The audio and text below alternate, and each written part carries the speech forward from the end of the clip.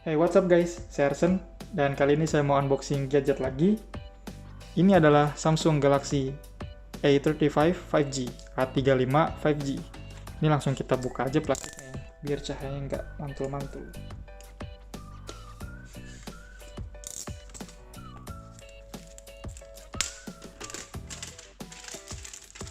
Oke, nah seperti ini tampilan boxnya ya, seperti biasalah Samsung. Mulai dari entry level, mid range sampai flagship, kita udah tahu ya boxnya seperti ini, tipis karena isinya cuma ada smartphone-nya aja, nggak ada charger. Ya seperti ini tampilannya Galaxy A35 5G. Dari gambarnya pasti udah tahu ya, ini warnanya yang awesome lilac, walaupun ini warnanya sebenarnya kelihatannya lebih ke arah pink sih daripada lilac atau ungu. Ini akan saya buka. Oh, sebelumnya di bawahnya ini kelihatan ya, adalah variannya yang 8GB 256GB storage internal, Awesome Lilac. Ini akan saya buka segelnya.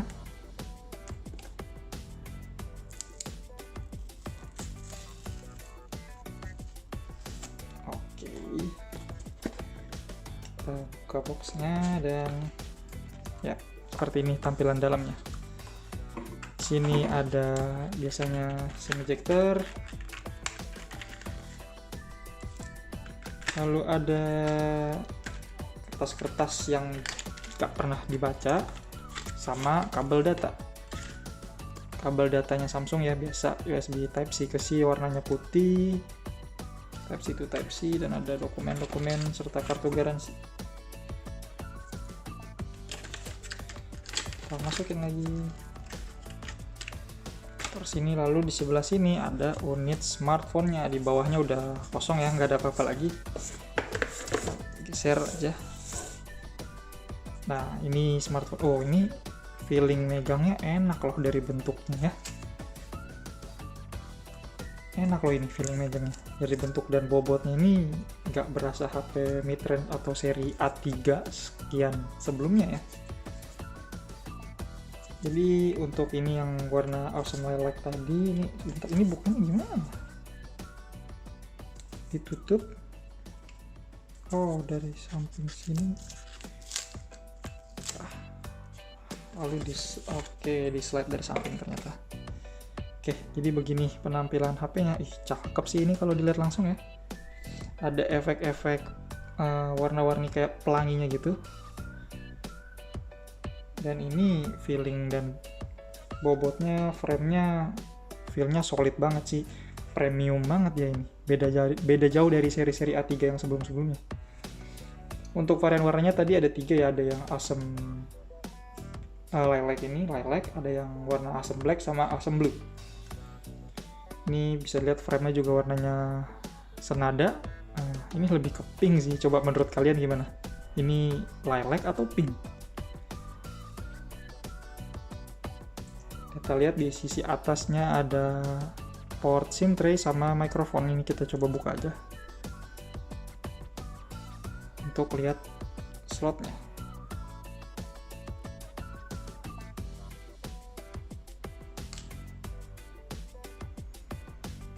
Ups, jatuh guys. Oke, ini dapat slotnya.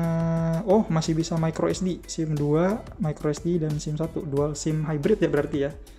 Masih bisa micro SD card, bagus. 256GB plus micro SD card itu mantap sih. Lalu sisi sebelah sampingnya ada volume button sama power button yang ada di Samsung nyebutnya kalau nggak salah island ya atau apa gitu. Jadi framenya agak sedikit menonjol keluar di bagian power button dan volume buttonnya. Ini sih yang paling membedakan sama seri S-nya ya sekarang ini. Tapi nggak tahu nanti di S25 apakah akan dibeginikan juga, disamakan atau tetap flat. Untuk seri A, A55, A35 seperti ini di power button dan volume button. Lalu ke bawah ada speaker grill yang cuma lurus aja kayak gini. Lalu ada microphone sama port Type-C. Ini mikrofonnya kayaknya ada 2 nih. Untuk sebelah sininya kosong ya. Ini framenya flat dari plastik polikarbonat, belakangnya juga harusnya polikarbonat juga, tapi feelingnya ini solid banget sih. Lalu ini sambil saya nyalain aja layarnya, Untuk spek layarnya itu resolusinya Full HD+, 120Hz, Super AMOLED, ukurannya 6,6 inch. Klaim Samsung sih brightness-nya bisa sampai 1000 nits ya, yang mana itu udah standar kayaknya ya, udah cukup banget buat di bawah terik matahari. Seperti biasa seri A A35 itu punya IP rating IP67, yang artinya dia bisa tahan kecemplung di air tawar atau air jernih selama 30 menit di kedalaman 1 meter. Nah, ini udah nyala smartphone-nya. Ya, satu hal yang kalian sadari pasti bezelnya. Kiri, kanan, atas, bawahnya untuk smartphone kelas mid-range yang harganya 4 jutaan, hampir 5 juta, ini tebal sih. Walaupun nggak setebal smartphone mid-range yang kelasnya 2 jutaan ya, tapi ini ya tetap tebal sih untuk di harga 4 juta, hampir 5 juta. Saya akan setting-setting dulu, lalu install aplikasi, lalu kita lanjut. Oke, jadi ini tampilan awal dari Samsung Galaxy A35 5G. Ya, bisa kalian lihat sendiri, seperti ini tampilan awalnya. Udah ada beberapa aplikasi yang saya install, termasuk Antutu dan Geekbench ya untuk testing. Oke, seperti yang saya bilang tadi, ini ketara banget, bezelnya cukup tebal di segala sisi, dan agak kurang layak ya untuk di harga segini bezelnya seperti ini. Dan setelah saya lihat lagi, ternyata saya baru sadar kalau nggak ada anti gores bawaan di HP ini. Jadi buat kalian yang mau beli HP ini harus siap-siap langsung beli anti gores sama casingnya dulu deh minimal. Kalau charger belakangan mungkin nggak apa-apa, bisa pakai charger yang punya sebelumnya dulu. Tapi anti gores sama casing wajib kalian harus beli dulu. Dan kalau kalian sadar, ini A35 udah pakai model yang punch hole kamera depannya, jadi udah nggak poni lagi kayak A34 sebelumnya. Dan sambil saya buka setting buat lihat spesifikasi, untuk spesifikasinya dia udah pakai prosesor Exynos 1380, yang mana itu prosesor mid-range yang dipakai sama Galaxy A54 ya, A55 yang generasi sebelumnya. Berarti prosesor sekencang atau kelas A5 diturunin ke kelas A3, yang mana itu positif ya untuk seri A35 ini. Terus RAM-nya 8GB seperti yang tadi udah kalian lihat, dan storage internalnya 256GB. Dan seperti yang biasa saya suka lakukan adalah kalau RAM smartphone-nya udah 8GB ke atas, pasti saya langsung matikan fitur virtual RAM-nya. Nah nih, kalau Samsung ada RAM Plus 4GB, ini kalian turn off aja, nggak usah ganti yang paling kecil atau paling besar, matiin aja. Oke, lanjut kita ke hasil tes benchmark dan pengujian gamingnya, juga kameranya.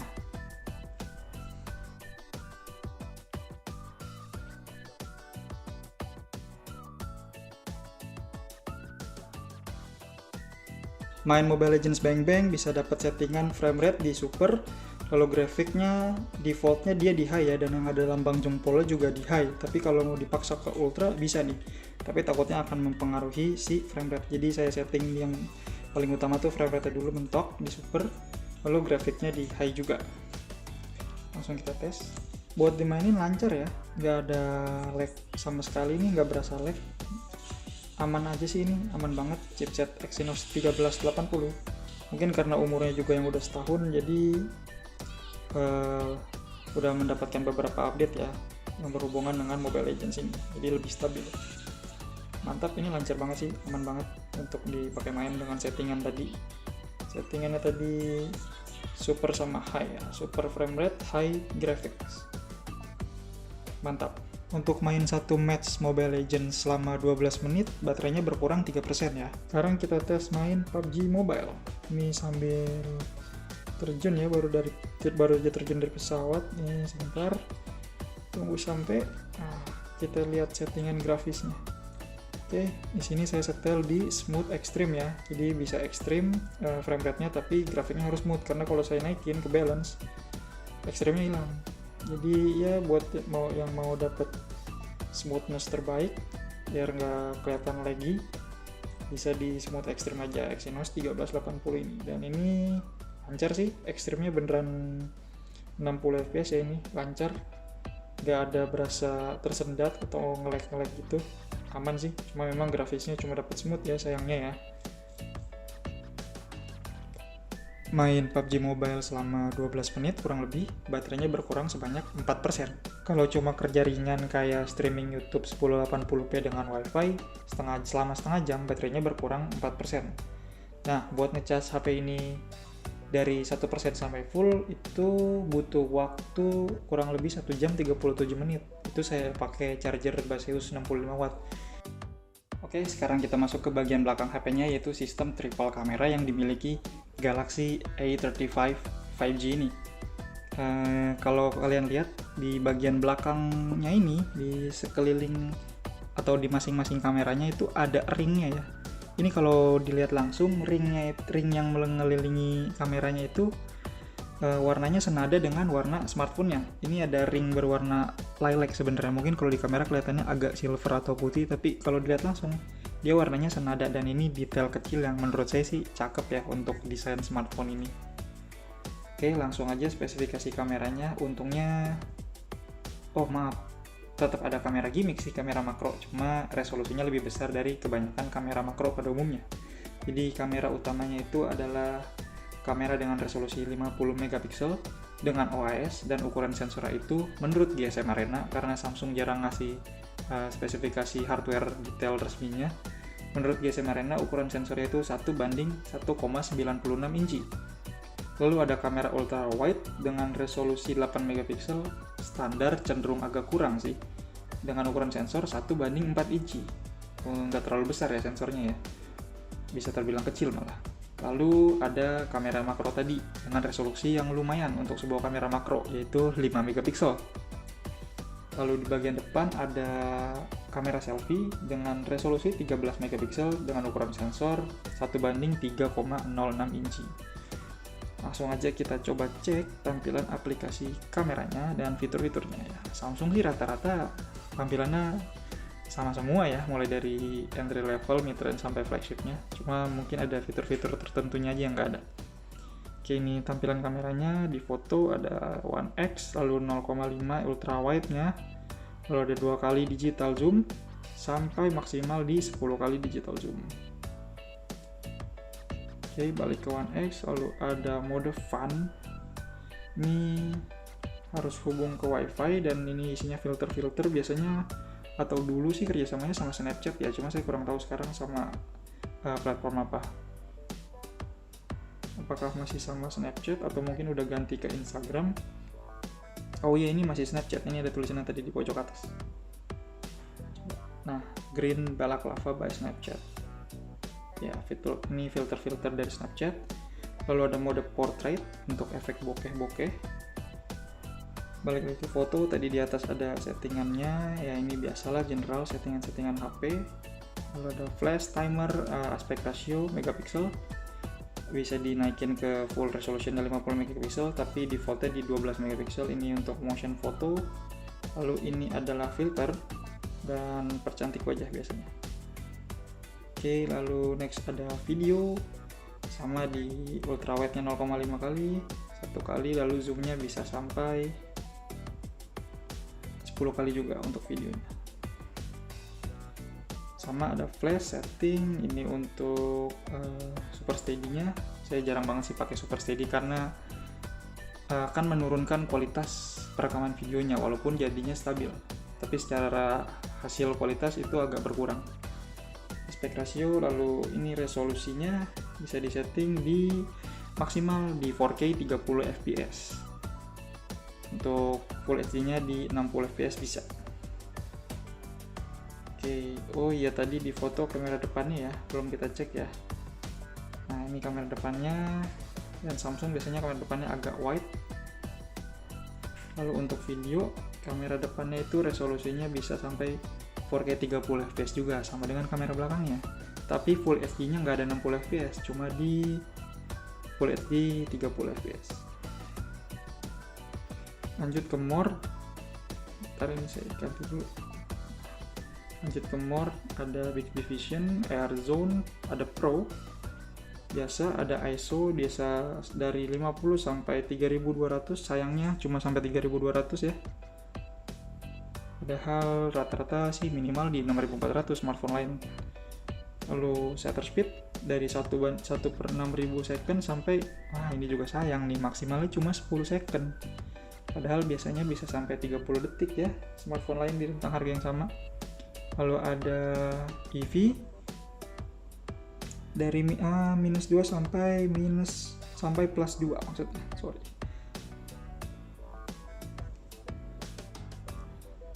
Lalu ada fokus manual dan auto.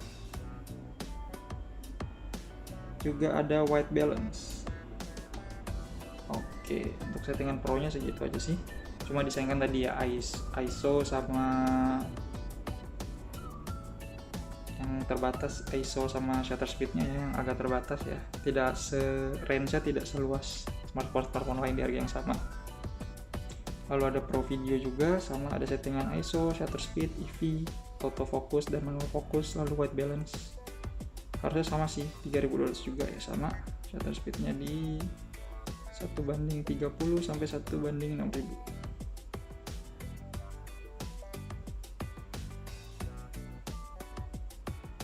Lalu ada mode night, mode food, Samsung biasa ada mode food, ini dari dulu sampai sekarang masih ada. Panorama, makro, super slow mo. Super slow mo gak ada keterangannya ya. Super slow mo sih biasanya 960 fps ya, tapi ini kayak gitu aja, nggak ada settingan lagi. Nah tadi, ya nggak ada settingan atau opsi apa-apa lagi, nggak ada keterangannya juga. Lalu ada slow motion yang biasa, sama ini nggak ada keterangannya juga. Hyperlapse sama single take. Single take sih lumayan ya, fitur Samsung yang otentik dan menurut saya sangat berguna gitu. Langsung kita coba aja lihat hasil-hasilnya.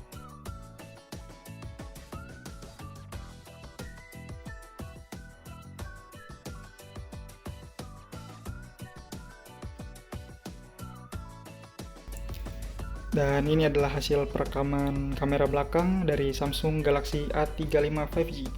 Ini lagi direkam di resolusi maksimalnya 4K 30 fps. Sayang sekali saat di dalam mode ini tuh gak bisa ganti ke lensa ultrawide-nya ya, tapi bisa ganti ke lensa. Nah ini dia perekaman depannya. Cuma saya nggak tahu nih saat di flip ke depan apakah resolusinya masih sama atau enggak.